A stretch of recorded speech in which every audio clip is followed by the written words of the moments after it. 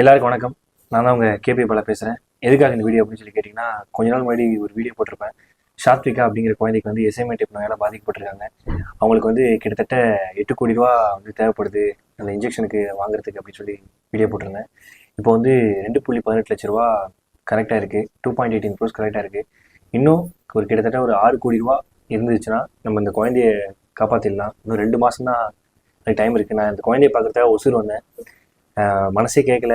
So அந்த குழந்தைக்கு நம்மளால் முடிஞ்சது அட்லீஸ்ட் ஒரு 1 லட்சம் பேர் 600 ரூபா, இல்லை ஒரு 10 லட்சம் பேர் 10 ரூபா அந்த மாதிரி கொடுத்தா கூட அந்த குழந்தைய ஏஞ்சி நடந்து சந்தோஷமாக அந்த உலகத்தில் வந்து அது இருக்கும். ஸோ எனக்கு என்ன சொல்கிறேன்னு தெரியல. என் குடும்பத்தெல்லாம் பார்த்தேன்.